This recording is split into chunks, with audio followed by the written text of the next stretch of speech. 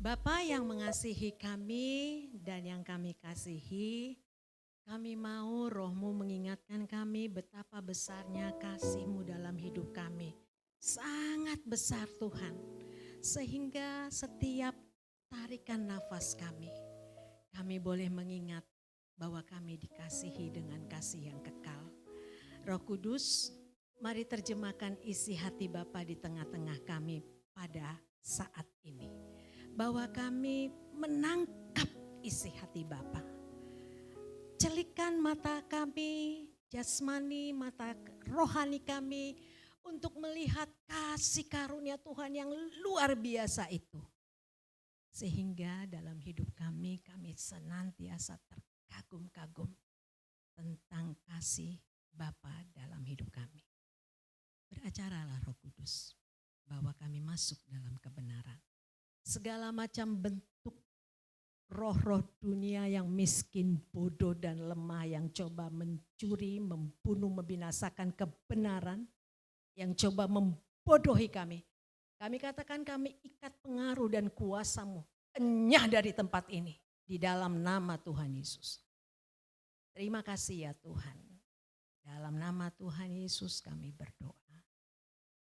Amin. Apa kabar Bapak Ibu, teman-teman saudara yang terkasih? Luar biasa, yes. Pagi udah diguyur hujan Jakarta, amin. Iya, apapun yang kita alami saudara dengan hujan tersebut, percayalah itu salah satu bentuk kasih Tuhan terhadap kita, amin. Iya, kalau enggak kita pasti akan bersungut-sungut. Kalau enggak kita pasti akan merasa kenapa sih, apa yang salah sih dalam hidup gua?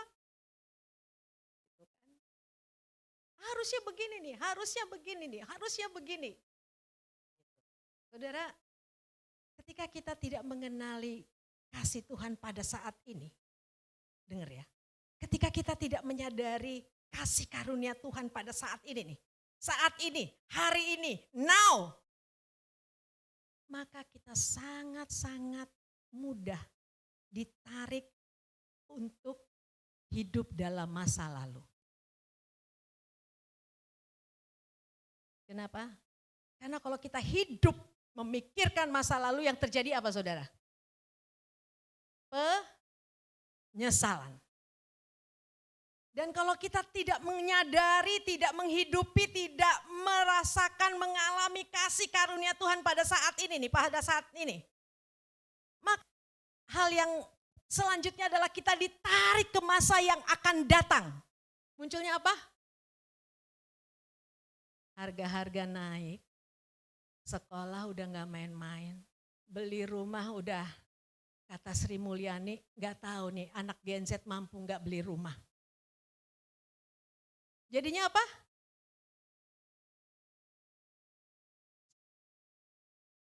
Khawatir. Amin. Sarjana baru, amin. Tapi saudara, hari ini kasih karunia Tuhan mengingatkan kita, yuk hidup saat ini yuk. Nikmati hari ini. Kenali kasih Tuhan pada hari ini. Jangan mau diseret masa yang akan datang atau masa lalu. Karena kedua-duanya tidak akan membuat mukjizat dalam hidupmu. Karena mukjizat terjadi hari ini, amin saudara. Pertolongan terjadi hari ini. Kalau pertolongan terjadi di masa yang akan datang itu namanya apa? Rekayasa saudara. Tapi pertolongan, mukjizat, kasih karunia terjadi di hari ini. Amin. Jadi apapun situasi kita, yuk nikmati dan mengucap syukur untuk segala yang ada. Amin. Termasuk hujan yang ada. Hari ini saya membawa sebuah tema yang kayak setiap orang Kristen tahu ya. Amazing Grace. Apa saudara? Katakan sama-sama dengan saya dengan kencang. Amazing Grace. Ya. Kasih karunia yang menakjubkan. Ini saudara, kadang-kadang kita mengerti kasih karunia, betul? Tapi Tapi kita lupa bahwa kasih karunia itu menakjubkan. Kasih karunia itu wow banget. Kasih karunia itu membuat kita kita lupa. Kenapa? Karena kita orang Kristen, udah biasa dengan urusan kasih karunia. Efesus 2 ayat 8 dan 9. Mari kita buka Alkitab kita.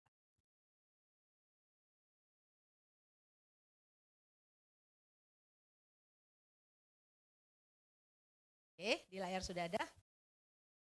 Kita baca sama-sama yuk. 2, 3, go. Sebab, sebentar dulu. Pemberian Allahnya kita ganti dengan pemberian Bapa ya. Kita tidak memakai nama Allah di jemaat. 2, 3, go. Sebab karena kasih karunia kamu diselamatkan oleh iman. Itu bukan hasil usahamu tetapi pemberian Bapa. Gitu ya. Bapa tuh lebih set gitu ya. Karena kita mengenal dia sebagai Bapa kita.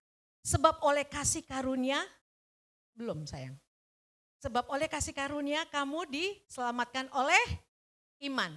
Ada hubungan antara kasih karunia dengan iman. Sebab karena kasih karunia kamu diselamatkan oleh iman. Itu bukan hasil usahamu tetapi pemberian Bapa. Ayat 9. 2, 3, go. Itu bukan hasil pekerjaanmu, jangan ada orang. Itu bukan hasil pekerjaan kita, jangan sombong. Nah, sebenarnya gitu saudara. Kok bisa ya orang sombong ya gara-gara selamat gitu kan? Bisa saudara. Adalah hal yang sangat-sangat manusiawi. Ketika orang melakukan sesuatu untuk selamat. Amin. Iya, sangat manusiawi. Hukum agama, seluruh hukum agama apapun termasuk agama Kristen, kalau agama loh ya. Itu selalu membuat orang ingin melakukan sesuatu untuk menjadi selamat. Itu sifat manusiawi. Itu sangat manusiawi, itu sangat daging, itu sangat agamawi. Itu sangat natural untuk manusia. Bahwa melakukan sesuatu itu harus supaya titik. Kalau kamu nggak melakukan sesuatu, maka tidak terjadi sesuatu. Hukum sebab akibat selalu ada, betul? Kalau kamu tidak melakukan sesuatu, nggak bakal mungkin terjadi sesuatu. Kalau mama saya kan, mamaku bilang, kalau kau masak nasi itu, beras itu nggak jadi nasi nyati katanya. Jadi nggak usah bicara kasih karunia terus. Itu contoh yang paling benar katanya.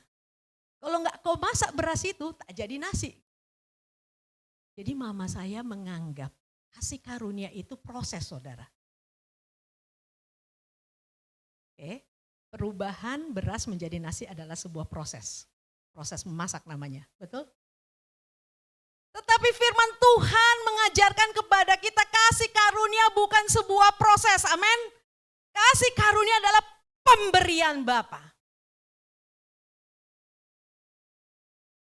Kasih karunia itu pemberian Bapa. Jadi yang kita lakukan apa? Ya terima aja.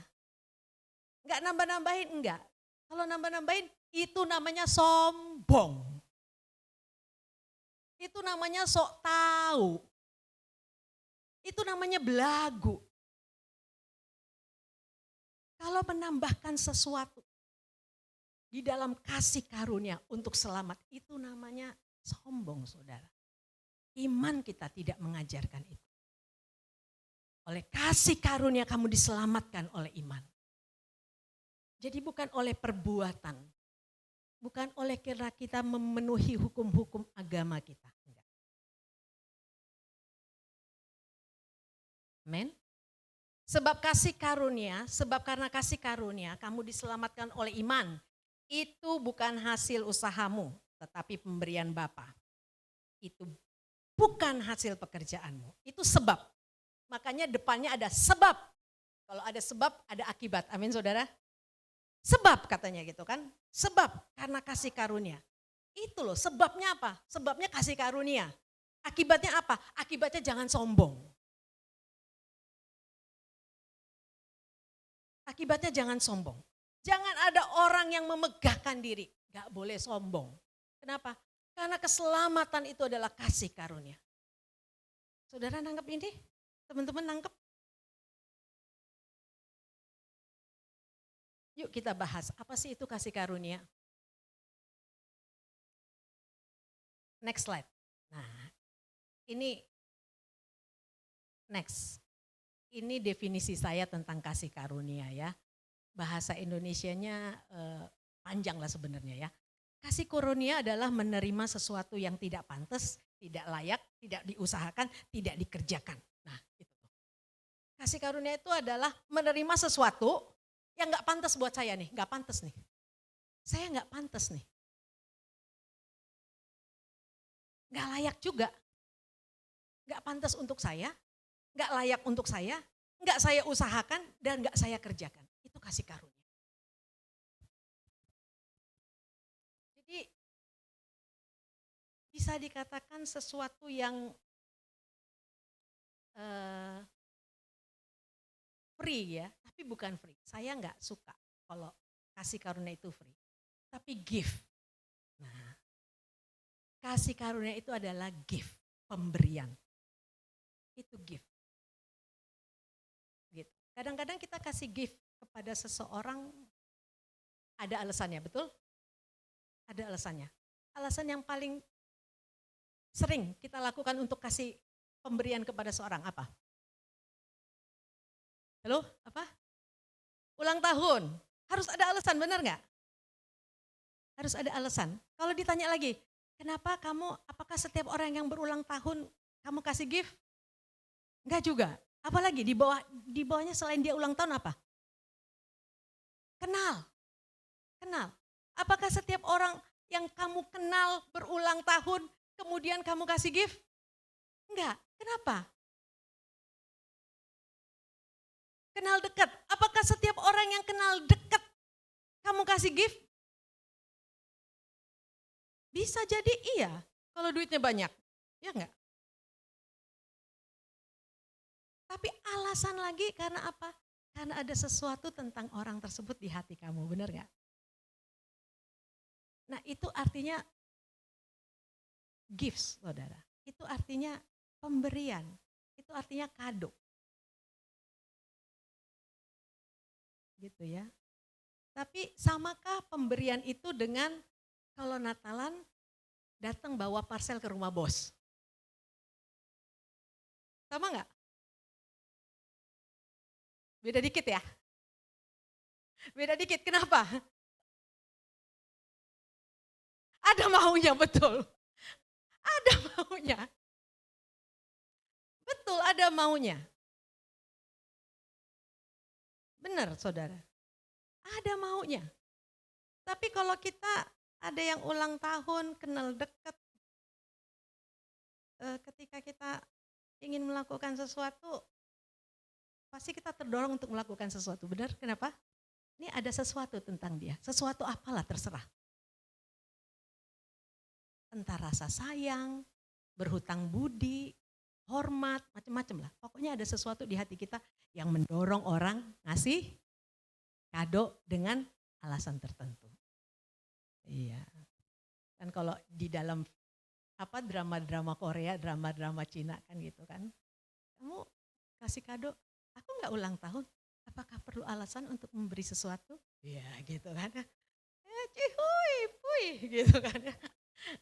Iya, kalau lagi kasmaran teman-teman ya, itu nggak perlu alasan untuk ngasih sesuatu ya. Segala sesuatu semuanya diberi gitu kan. Karena ada cinta yang menyatakannya. Oke, mari kita lihat bentuk nyata dari sebuah kasih karunia. Matius 3, ini ayat. Yes, Matius 3, Yesus dibaptis. Ini bentuk nyata dari kasih karunia saudara. Matius 3 ayat 17. Saya bacakan buat saudara. Lalu terdengarlah suara dari sorga yang mengatakan, inilah anakku yang kukasihi, kepadanya aku berkenan. Kasih karunia dinyatakan Bapa di dalam Kristus. Dan waktu Yesus naik dari sungai, naik dari air setelah dibaptis, ada suara yang menyatakan apa? Inilah anak. Ada statement hubungan antara Bapa dengan Yesus. Dan kabar yang luar biasa saudara saya di dalam Yesus, amin.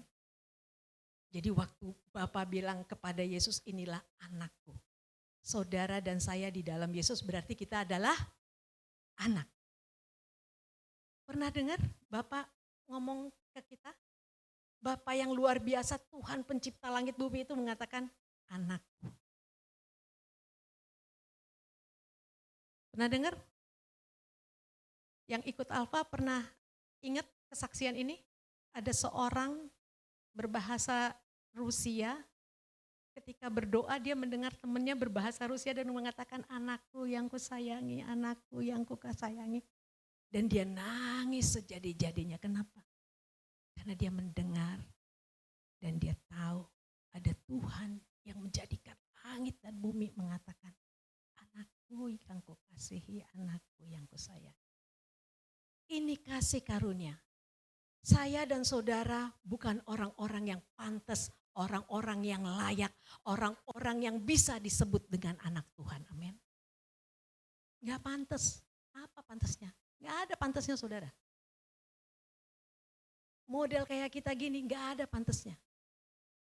Tapi oleh karena Kristus kita dilayakkan, kita dipantaskan, kita dimampukan untuk menjadi anak Bapa. Amin. Tepuk tangan buat Bapa di sorga. Terima kasih Tuhan.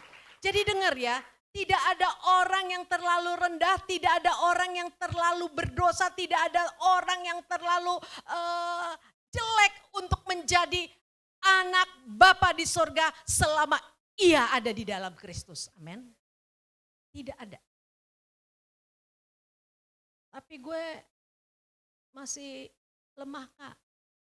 Gak ada. Tapi gue masih sering buat dosa. Gak ada. Kenapa? Karena di dalam Yesus Bapa melihat kita dan mengatakan inilah anakku. Amin. Bukan cuma anak. Kalau anak banyak. Tetapi ada anak yang spesifik. Anakku yang disayang, bener. Cuma kadang-kadang saudara, teman-teman, Bapak Ibu yang terkasih, kita tuh enggak merasa disayang. Kita melihat, tapi gue berdosa loh, gue kemarin habis berdosa, gue jatuh lagi dalam kelemahan, gue jahatin orang lagi. Jangan sombong kata firman Tuhan tadi, amin. Jangan sombong, jangan sok tahu deh loh. Urusannya dosa mulu kayak Yesus gak sanggup ngampunin, benar? Urusannya datang, aku gak bisa doa, terlalu banyak dosaku. Jangan sombong. Ingat ayat firman tadi? Jangan sombong, kenapa? Karena Yesus sudah mati untuk itu. Yang menjadi kesombongan kita adalah ketika kita mengatakan Yesus kematian, Yesus darah, Yesus bilur-bilur, Yesus gak cukup untuk menyelesaikan dosaku. Sombong saudara. Nangkap saudara. Kenapa? Karena kasihnya dia mencurahkan darahnya. Karena kasihnya dia membuat tubuhnya terkoyak-koyak, hancur karena kasihnya.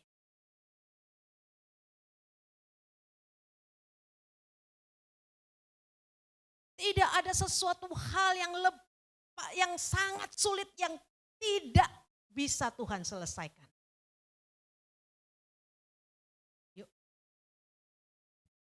Udah anak dikasihi. Kepadanya aku berkenan. Favor of the Lord is on me. Amin. Saudara tahu nggak artinya kata di perkenanan? Perkenanan itu membuat segala sesuatunya berubah. Amin. Perkenanan itu gimana ya? Saya ambil contoh hubungan anak dengan seorang ibu lah ya. Yang paling sering kan gitu ya.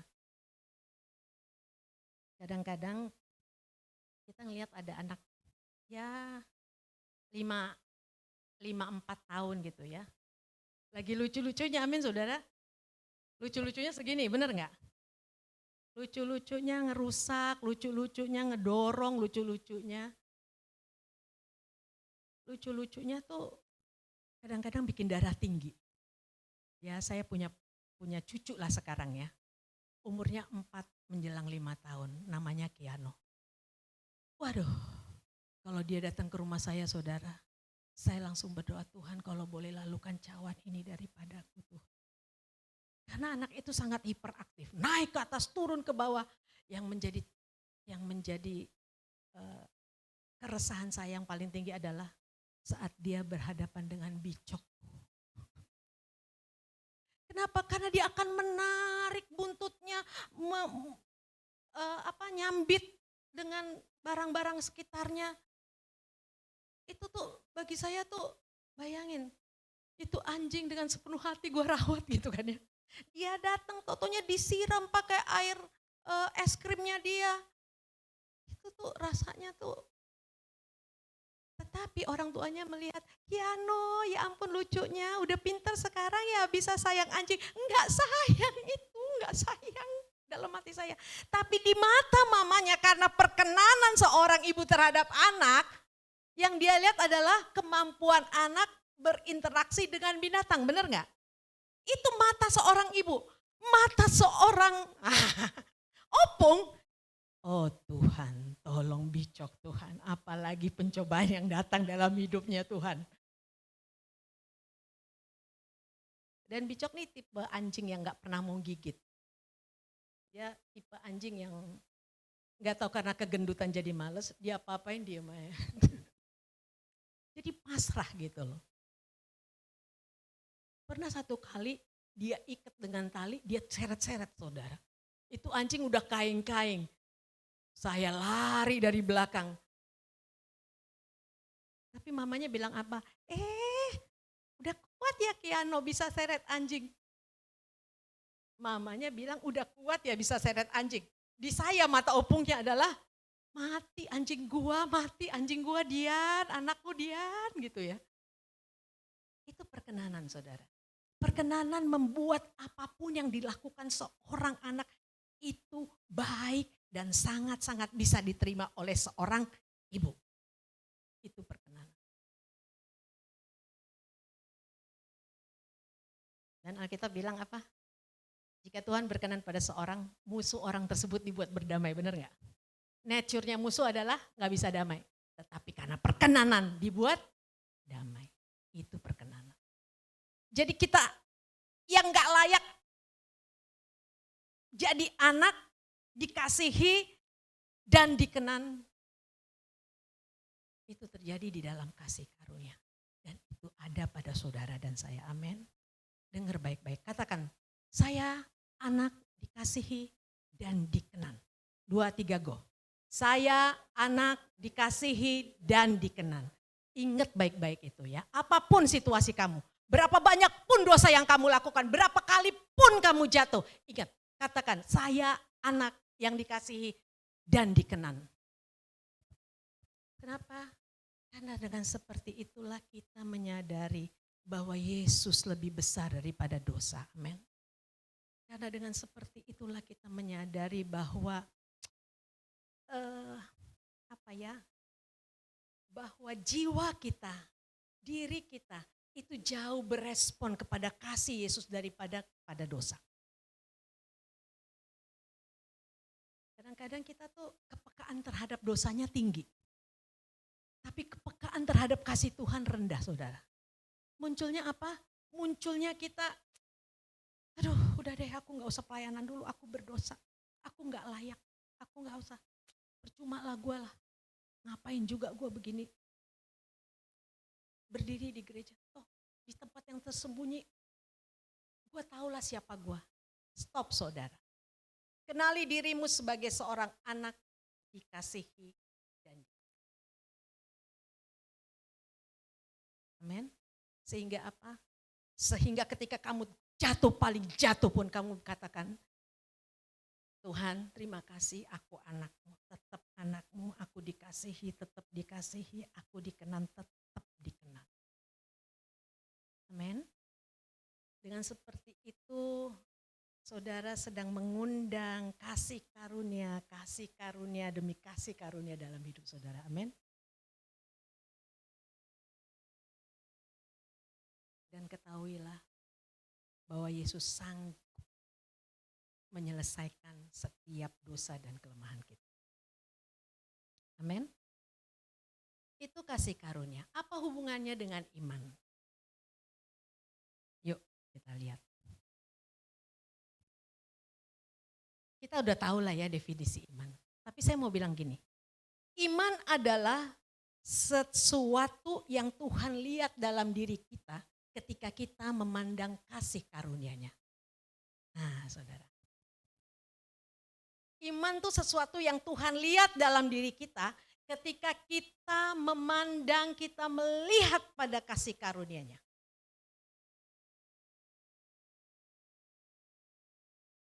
Jadi lihat kasih karunia Tuhan. Ketika kita melihat kasih karunia Tuhan, Tuhan melihat kita mempunyai iman.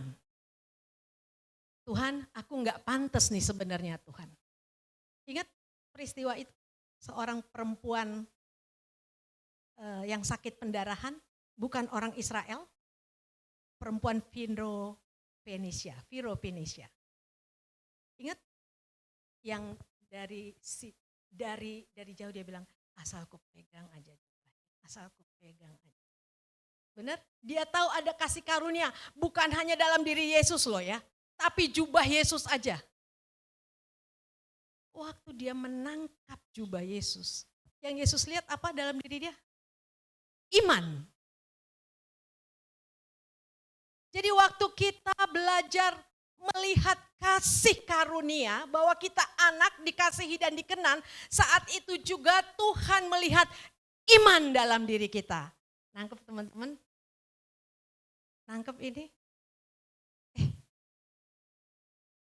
Dia ngaku. Dia ingat loh bahwa dia anak gua. Dia ingat loh bahwa gua mengasihi dia. Dia ingat loh bahwa gua berkenan sama dia. Itu yang menjadi respon Tuhan. Ketika segala sesuatu gak mungkin sembuh. Ketika segala sesuatu sudah habis. Perempuan ini habis-habisan karena pendarahan. Ketika tidak ada lagi harapan apapun. Maka dia belajar memandang kepada Yesus sang kasih karunia itu. Dan dia melihat. Ketika dia memandang, asal ku pegang saja jubahnya.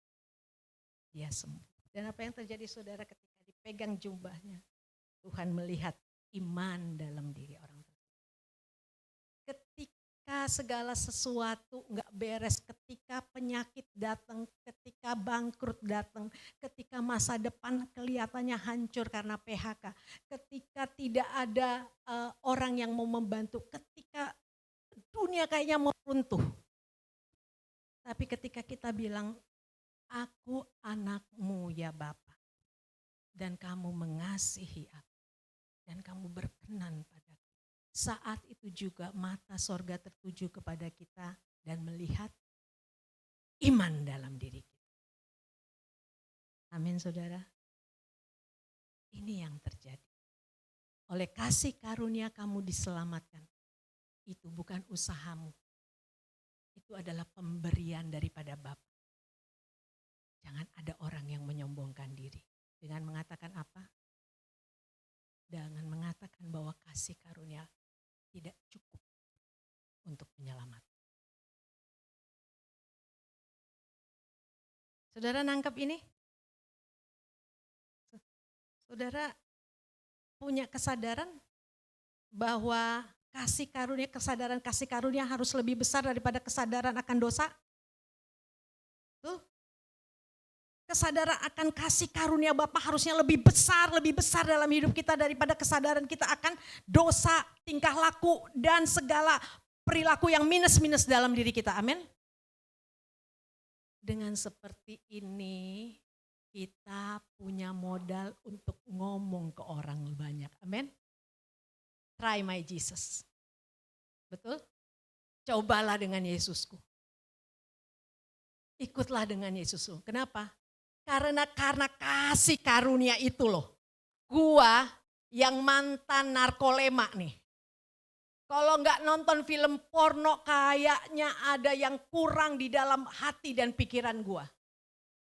Tapi oleh kesadaran bahwa gua adalah anak Tuhan. Bukan saja anak tapi dikasihi. Bukan saja dikasihi tapi diperkenan. Setiap hari gue menyatakannya, setiap hari gue mengingatnya. Dan kemudian Tuhan memperhitungkannya sebagai iman. Try my Jesus. Amin. Dengan penuh kesadaran akan kasih karunia dalam hidup kita. Maka kita sanggup ngobrol ke orang lain, betul? Kita sanggup ngomong ke orang lain. Gue begini. Gue lebih parah dari lo. But try my Jesus. Cobalah dengan Yesus saya. Tahu dia adalah Tuhan yang menyelamatkan.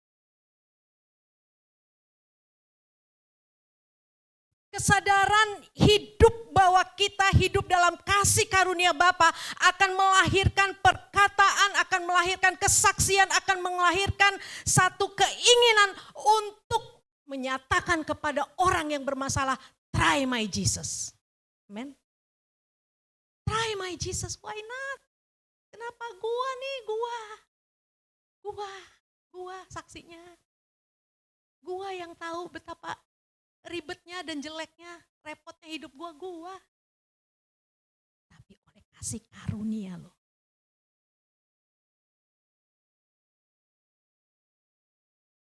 Hiduplah dalam kasih karunia. Ingatlah kasih karunia itu. Dan nyatakan itu kepada orang banyak. Jika seminar-seminar motivasi gagal. Jika training-training kepribadian gagal. Jika macam-macam gagal. Try my Jesus, why not? Amin. Try my Jesus. Cobalah berurusan dengan Tuhanku. Siapa dia? Dia adalah Yesus Kristus yang mengasihi kamu dan berkenan kepadamu. Itu hal yang mudah dilakukan. Amin saudara. Kesadaran kita hidup di dalam kasih karunia akan membawa kita menyatakan bahwa Yesus adalah Tuhan yang penuh dengan kasih karunia. Dan berita ini adalah berita yang bukan meniadakan toleransi. Amin. Berita ini bukan berita kristenisasi, bukan saudara. Berita ini adalah berita sukacita. Berita ini adalah kebenaran yang orang lain, semua orang perlu tahu. Kenapa? Karena saya pun ada di dalamnya.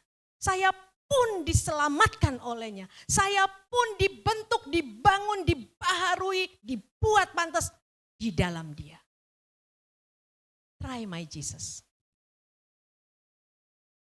Cuma ingat saudara, kesadaran akan kasih karunia-Nya harus lebih besar dibandingkan kesadaran akan dosa. Karena dosa gak akan membawa kita kemana-mana. Amin. Tapi kasih karunia, mengingat kasih karunia di dalam Tuhan, itu akan membawa kita untuk melangkah kemanapun kita ada dan mengatakan, try my Jesus, coba Yesus saya. Siapa dia? Dia adalah Tuhan yang menyelamatkan. Datanglah kepada Yesus saya. Kenapa? Karena kita mengalami sesuatu. Dan kita hidup di dalamnya. Jadi pemberitaan tentang kasih karunia Tuhan itu adalah pemberitaan yang gampang sekali dilakukan. Kenapa? Karena biasanya ketika kita mengalami sesuatu dan itu bikin kita seneng, bikin kita itu ceritanya Kalau secara riset marketing plus, itu kalau perempuan ya mengalami sesuatu, kalau dia nggak cerita minimal ya 20 orang, kayaknya ada yang salah dengan otaknya. Itu kata riset marketing plus ya. Setiap perempuan yang habis makan bakso dan menikmati bakso sampai kuahnya yang terakhir. Tahukah saudara, suapan pertama, waduh, suapan kedua, suapan ketiga, terbayang orang-orang yang dia harus ajak kembali, benar? Mulai dia menginventaris orang-orang, gua harus ajak nih. Saudara, saya biasa nongkrong dengan teman-teman saya, dengan Elkana, Kak Elin, Eni, Dwi gitu ya. Jadi kalau saya nongkrong gitu ya, ketemu bakmi babi yang enak gitu ya. Gue langsung lihat, muka Elkana, muka Kak Elin, muka Eni, muka Dwi. Minggu depan nih gue harus kasih tahu, ada bakmi babi yang enak, abang-abang, dan harganya hanya 20.000 saja. Langsung tanya dong Elkana, di mana Kak? Tangerang, lu aja Kak sama keluarga lu katanya. Di Tangerang gitu kan. Tapi kebayangkan saudara ya, dan akan menjadi bohong aja kalau saya nggak cerita sama teman-teman saya, benar nggak? Dan even teman saya yang bukan orang Kristen pun, entah orang Buddha, entah orang Hindu, entah orang Muslim. Lu Tangerang ngapain makan bakmi babi, enak banget loh. Lu harus rasain tuh bakmi babi. Gak ada dosa saya ngomongnya saudara. Pret paling digituin, iya enggak? Tapi paling enggak, nature saya sebagai perempuan bicara dengan 20 orang harus kesampaian, amin enggak? Nature-nya saya, bakmi babi enak banget loh. Sayang sih lu ya, hijaban gak bisa makan babi lo. Nanti kan timbul pembicaraan kan dia agak lain juga teman saya. Kata siapa nggak bisa, asal nggak muntah nggak apa-apa. Ayolah. Biasanya seperti itu saudara. Dan pembicaraan tentang kasih karunia Tuhan itu nggak menentang toleransi lah, nggak berurusan dengan, nggak ada loh. Kenapa? Karena yang kita ceritakan adalah sesuatu yang mengalir, kemudian sesuatu yang membuat kita happy, sesuatu yang harus diceritain. Memang kenapa? Karena itu terjadi dalam diri saya. Itu loh.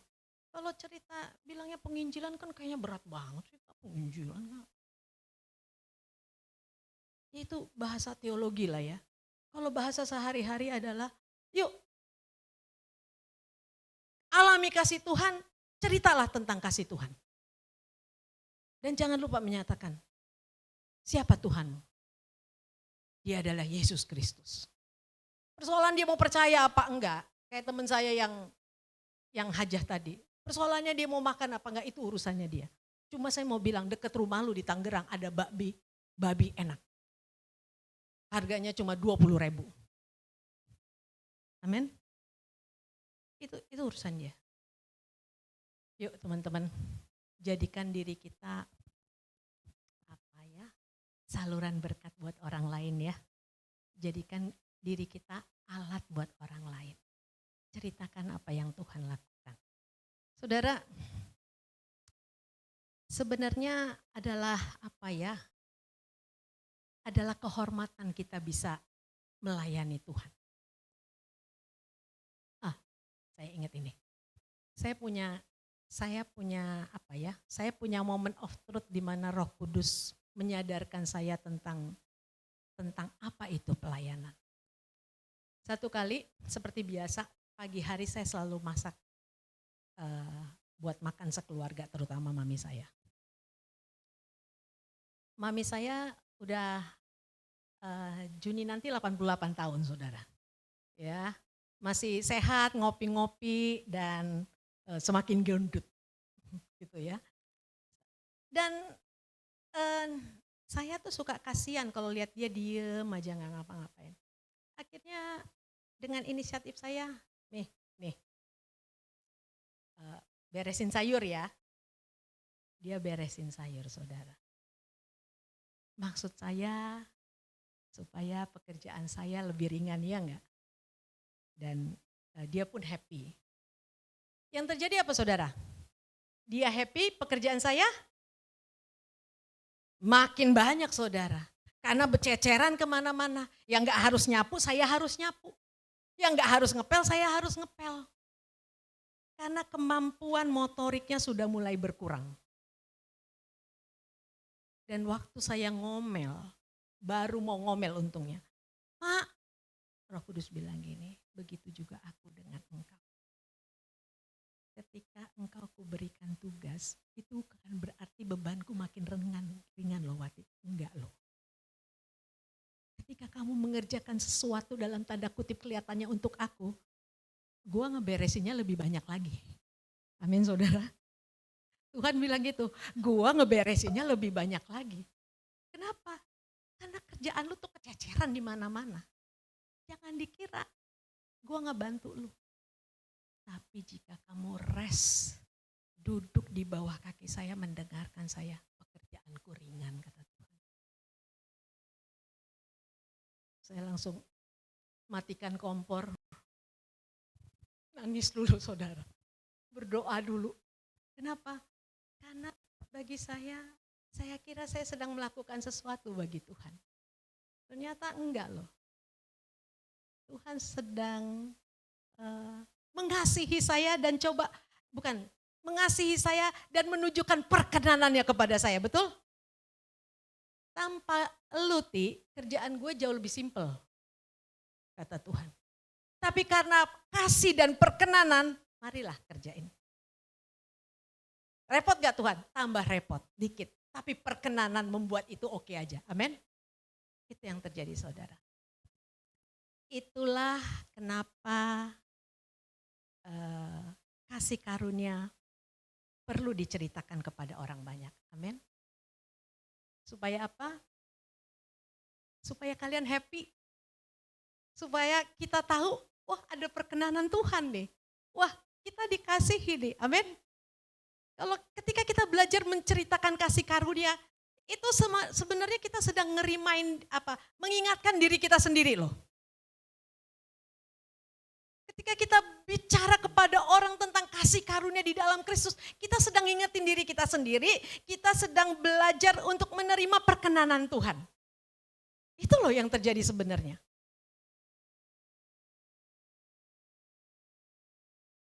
Repotnya Tuhan gara-gara kita ngomongnya sedikit-sedikit salah, sedikit-sedikit benar. Ada nggak? Ada saudara.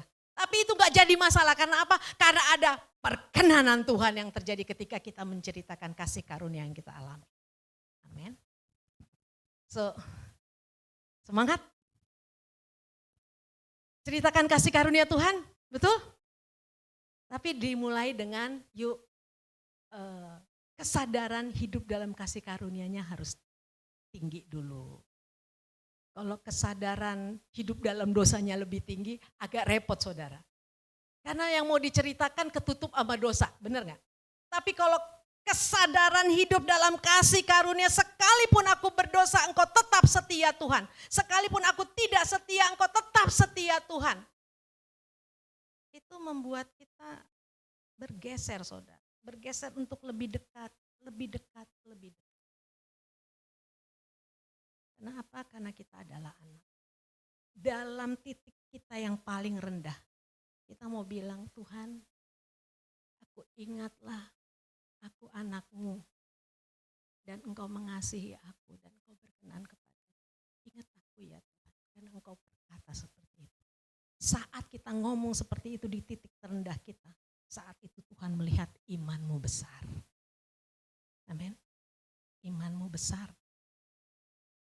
Imanmu besar. Imanmu mendorong aku untuk menyelesaikan segala sesuatu. Dan kasih karunia inilah yang harus diceritakan kepada orang banyak. Amin. Karena dia adalah Bapa kita. Saya undang tim worship, yuk.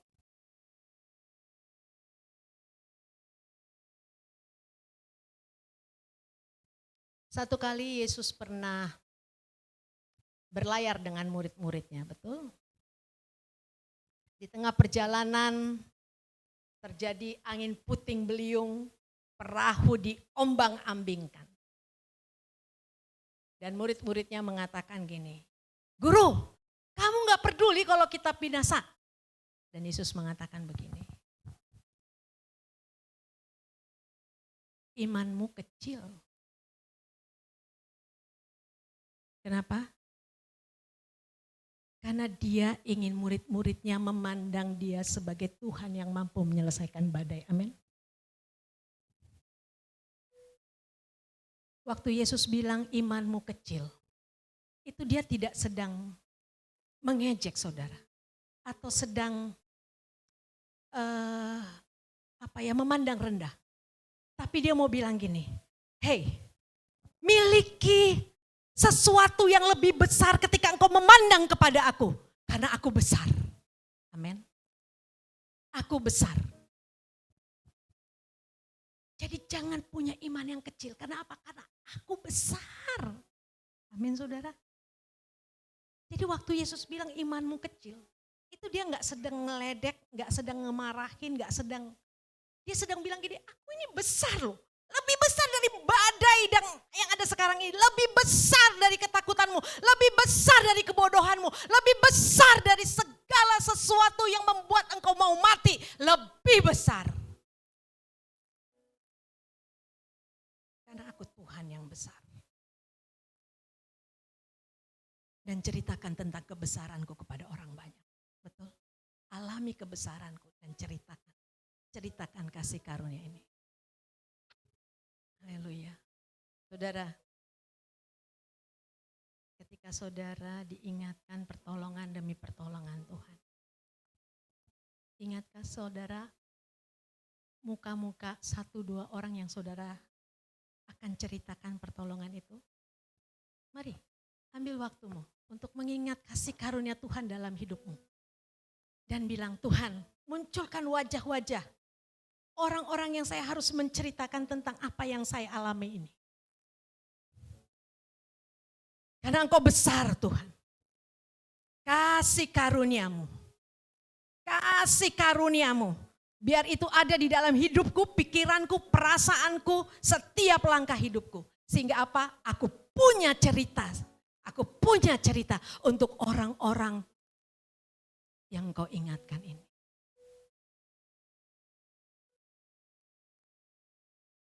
Mari, kalau saudara sudah ingat ceritanya, saudara sudah diingatkan Tuhan orang-orang yang saudara harus cerita.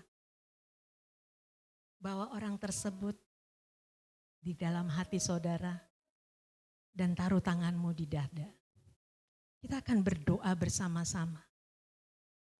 Tundukkan kepala kita, mari Tuhan.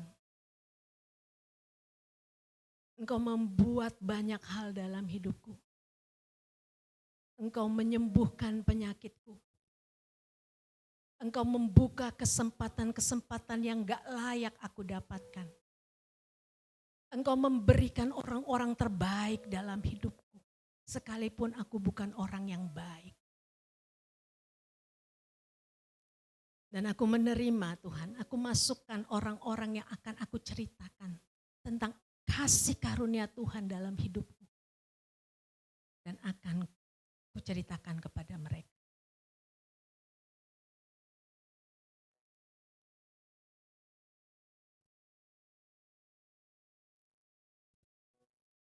Yesus indah dalam hidupku.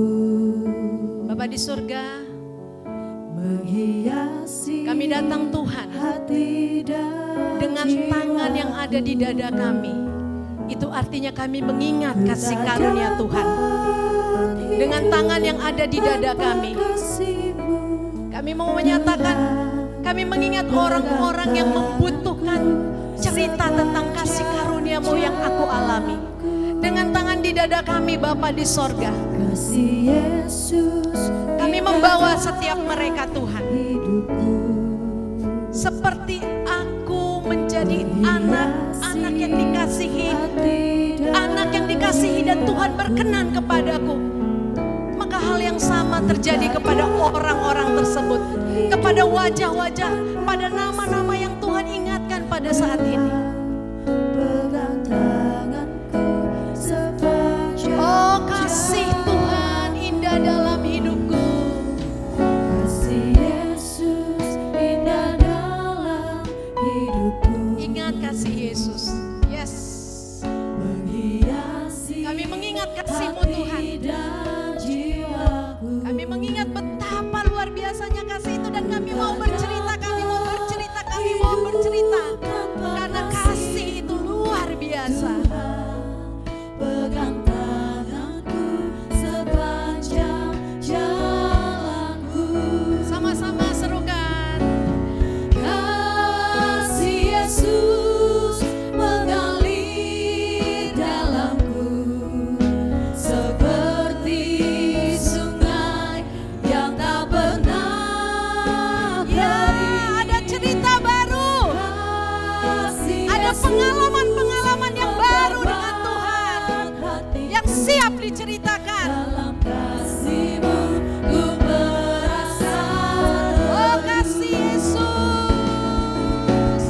kasih Yesus mengalir dalamku seperti sungai yang tak pernah kering. Bawa orang-orang tersebut.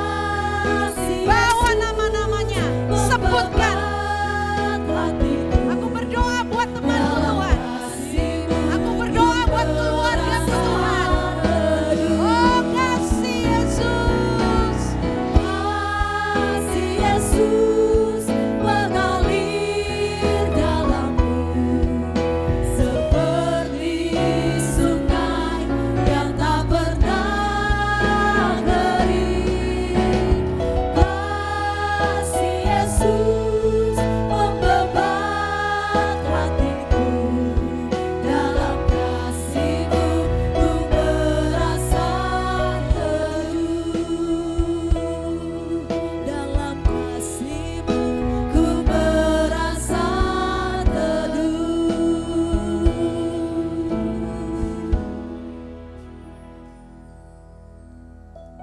Mari kita berdoa untuk orang-orang yang saudara yang diingatkan Tuhan. Mungkin ada anggota keluargamu, mungkin tetanggamu. Saya diingatkan Tuhan beberapa tetangga saya, saudara. Ada yang sakit. Saya tahu mereka butuh kasih Tuhan. Kasih Tuhan mencakup banyak hal, mencakup seluruh hidup kita. Kasih karunia itu mencakup seluruh hidup kita, saudara. Mencakup semua kebutuhan kita. Yang pertama-tama tentu kasih karunia dibutuhkan untuk pengampunan atas dosa-dosa kita. Saudara, yang hari-hari ini engkau merasa hidupmu tidak layak di hadapan Tuhan. Engkau merasa hidupmu jauh dari Tuhan. Engkau merasa bahwa kehidupanmu begitu jatuh. Tuhan berkata kepadamu saat ini, kasih karuniaku cukup bagimu.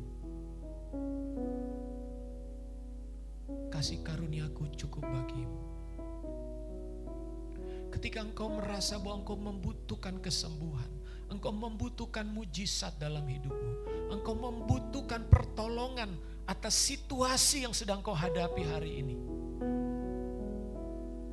maka firman Tuhan berkata kepadamu, kasih karuniaku tersedia bagimu. Apa yang tidak mungkin bagi manusia, apa yang sulit dan mustahil untuk terjadi dalam hidupmu, tetapi dalam kasih karunia Tuhan, di dalam anugerah Tuhan, di dalam Yesus Kristus, apa yang mustahil, apa yang tidak mungkin itu menjadi mungkin, saudara. Kasih karunia diperlukan oleh setiap orang dalam hidupnya. Kasih karunia diperlukan oleh setiap manusia.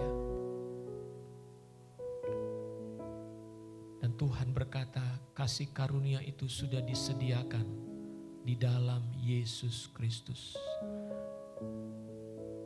Pemberian Tuhan itu sudah disediakan melalui Yesus Kristus.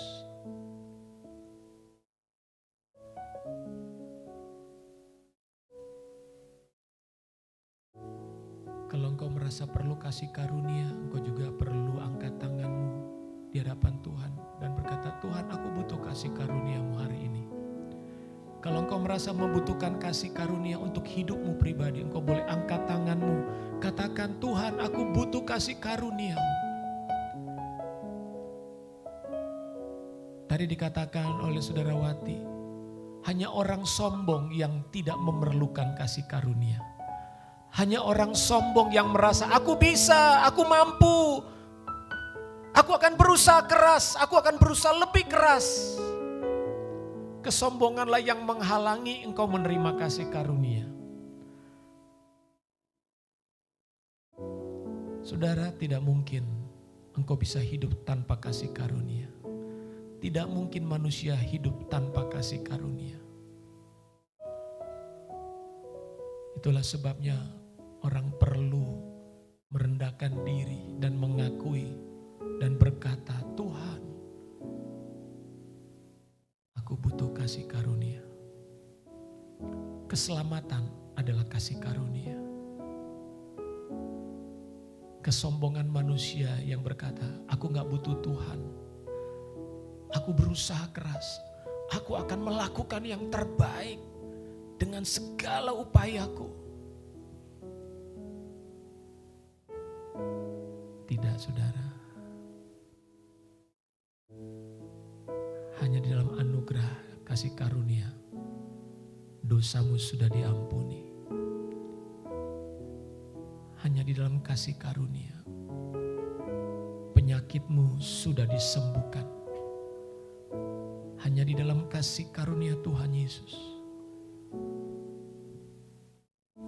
Dia menolong engkau, dia menguatkan engkau. Dia melepaskan dari segala ikatan-ikatan dosa. Dari segala ikatan-ikatan roh jahat. Dari segala ikatan-ikatan kebiasaan buruk. Hanya kasih karunia yang bisa membebaskan. Kalau engkau cukup rendah hati hari ini, engkau boleh berkata, Tuhan, aku perlu kasih karunia. Aku hidup karena kasih karunia.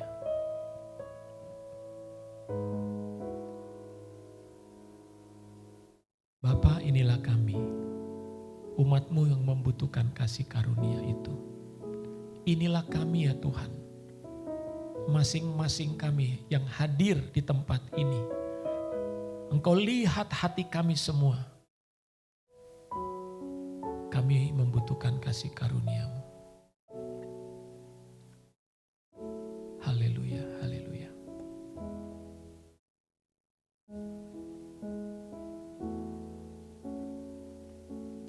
Saudara, sekarang coba lihat orang lain. Orang yang membutuhkan kasih karunia.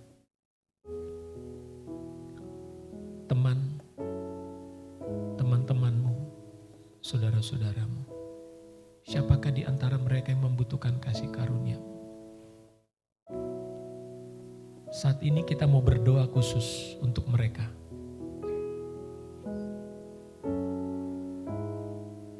Saat ini kita mau berdoa. Kalau saudara sudah menerima kasih karunia, sekarang saudara ingat beberapa nama. 1, 2, 3, berapa nama yang terlintas dalam pikiranmu saat ini. Tuhan, mereka butuh kasih karunia-Mu. Mereka perlu kasih karunia-Mu. Maukah saudara berdoa untuk mereka? Maukah saudara membawa mereka ke hadapan Tuhan hari ini dan meminta Tuhan, biarlah kasih karunia Tuhan mengalir dalam diri mereka. Dan saudara mau berdoa bagi mereka. Kalau saudara mau, saya mau mengajak saudara menyatakan imanmu itu, bahwa imanmu dengan kasih karunia yang sudah Tuhan berikan dalam dirimu, engkau mau berdoa bagi mereka. Saya meminta semua angkat tangan. Angkat tangan.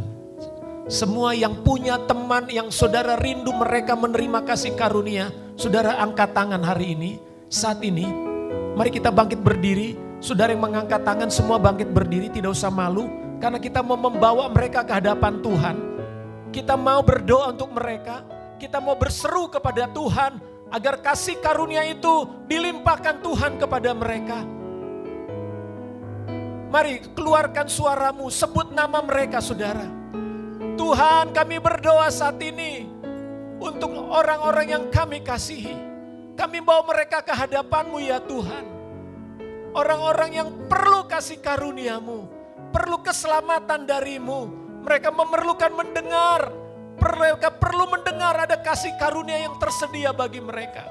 Baik keselamatan untuk mereka, pengampunan dosa, kelepasan, kesembuhan, mujizat. Tuhan, kami berdoa saat ini. Kami bawa nama-nama ini ke hadapan-Mu. Roh Kudus, jamah mereka Tuhan. Tuhan, biarlah berita kasih karunia tentang Kristus boleh sampai ke mereka. Tuhan, jika Engkau mau pakai saya, jika Engkau mau pakai kami, Engkau mau pakai kami yang hadir pada pagi hari ini.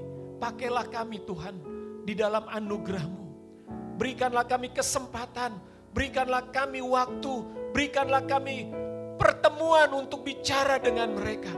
Berikan kami keberanian, berikan kami kemauan ya Tuhan. Roh-Mu ada pada diri kami, kuasa-Mu ada pada kami ya Tuhan. Terima kasih Bapa.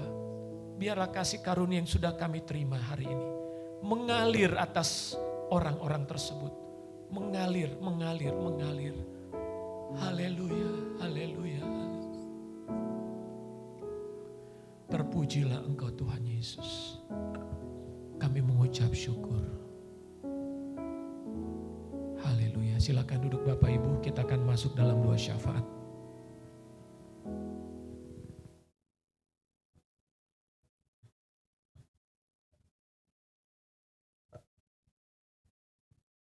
Mari kita bersatu dalam doa. Terima kasih Tuhan, pada pagi hari ini kami mengucap syukur bahwa kami di penghujung ibadah pada hari ini. Saya percaya Tuhan, kami telah menikmati anugerah-Mu dan berkat-Mu ada di tempat ini ya Tuhan. Kami juga mengucap syukur bahwa hari ini kami telah mendengarkan pesan khusus, yaitu kami diselamatkan oleh karena kasih karunia Tuhan. Dan biarlah setiap jemaat di tempat ini menyadari bahwa hidup ini adalah kesempatan untuk melayani Tuhan, dan hidup ini untuk berbagi, untuk kemuliaan bagi nama Tuhan. Tuhan Yesus, kami juga berdoa untuk pembicara pada hari ini ya Tuhan, yaitu Kawati. Biarlah Engkau memakai hidupnya, Engkau memberkati hidupnya dengan berlimpah-limpah ya Tuhan, dan keluarga yang juga diberkati oleh Tuhan. Kami juga berdoa Tuhan untuk gereja kami ya Tuhan, terutama tim kepemimpinan yang digembalakan oleh Pak Perdana Pemain Pasar Ibu. Kiranya Kau memberkati keluarga besarnya, Kau memberkati pelayanannya Tuhan, dan biarlah kasih karunia dan berkat-Mu turun berlimpah. Dan kami percaya Tuhan, melalui kepemimpinan beliau, gereja ini akan terus dibawa semakin maju dalam perkenanan-Mu ya Tuhan. Dan juga berkati Tuhan tim kepemimpinan LCM ya Tuhan, biarlah semakin solid dan semakin memiliki kesatuan hati untuk mengerjakan pekerjaan Tuhan di tempat ini ya Tuhan. Kami juga berdoa untuk pelayan Tuhan di sini, ya ada semakin sehati dan semakin on fire dalam melayani Tuhan. Kami juga berdoa Bapa untuk setiap jemaat-Mu yang tertanam di gereja ini ya Tuhan. Kiranya Engkau memberkati setiap usaha mereka Tuhan, setiap pergumulan mereka Tuhan, yang sedang sakit, yang sedang membutuhkan pekerjaan, yang membutuhkan jodoh dan lain sebagainya Tuhan. Engkau bukakan pintu selebar-lebarnya Tuhan, sehingga kami dapat menikmati anugerah-Mu yang begitu luar biasa ya Tuhan. Kami mau mengangkat di hadapan-Mu ya Tuhan, dan kami percaya Tuhan bahwa mujizat-Mu itu masih ada di tengah kami ya Tuhan. Terima kasih Tuhan. Kami berdoa Tuhan untuk tim misi yang sedang saat ini ada di Asia Selatan Tuhan, ada Kak Dwi, ada Ibu Markus dan Pak Markus. Kami berdoa dari tempat ini Tuhan, terjadi transformasi rohani bagi Asia Selatan di dalam nama Yesus Kristus. Perlindungan-Mu nyata ya Tuhan, dan pengurapan-Mu sempurna memenuhi ketiga hamba-Mu ini bersama dengan tim yang ada di sana Tuhan, sehingga kehadiran mereka betul-betul membawa warna dan memberikan rasa bahwa ada Kristus dalam pelayanan mereka, sehingga banyak orang diselamatkan melalui pelayanan mereka dan juga tim yang melayani di sana Tuhan. Di dalam nama Yesus kami juga berdoa Bapa, sehingga nyampe di Jakarta penuh selamat, tidak memiliki suatu kekurangan apapun ya Tuhan. Terima kasih Tuhan, kami membawa juga untuk bangsa ini ya Tuhan. Kami percaya Tuhan bahwa bangsa ini milik kepunyaan-Mu ya Tuhan, dan kami percaya Tuhan di bawah pemimpin Pak Prabowo dan juga Pak Gibran dan juga seluruh jajarannya Tuhan memiliki damai sejahtera daripada Engkau. Memimpin takut akan Tuhan, tidak ada sesuatu yang membahayakan dari bangsa ini ya Tuhan. Kami juga berdoa Bapak untuk iklim yang saat ini sedang pancaroba ya Tuhan, kadang hujan, kadang panas, tapi kami berdoa Tuhan bahwa cuaca yang terbaik akan Engkau curahkan di kota Jakarta ya Tuhan, sehingga tidak ada jemaat-Mu yang sakit ya Tuhan, dan semuanya sehat dan kuat di dalam Engkau ya Tuhan. Terima kasih Tuhan, terima kasih Yesus, kami percaya Tuhan bahwa kota Jakarta Timur akan mengalami lawatan Tuhan Yesus Kristus. Ada keselamatan jiwa, ada keselamatan yang luar biasa, dan generasi muda bangkit untuk kota Jakarta Timur di dalam nama Yesus Bapa. Terima kasih Tuhan. Dan kami juga berdoa yang terakhir untuk LCC ya Tuhan, kami percaya bahwa gereja kami akan terus Engkau pakai dengan dahsyat dan luar biasa, bahwa kami untuk mengalami pengembangan untuk ke kanan dan ke kiri, dan biarlah gereja kami Tuhan Kau pakai untuk menjadi patron, untuk menjadi pusat untuk kegerakan kekristenan yang luar biasa ya Tuhan, di dalam nama Yesus Bapa. Terima kasih Tuhan, ini doa kami ya Tuhan, kiranya Engkau memberkati setiap permohonan doa kami Tuhan, demi nama Yesus Bapa. Haleluya. Puji Tuhan. Saudara diberkati. Iya, biarlah kita menjadi jemaat Tuhan yang punya hati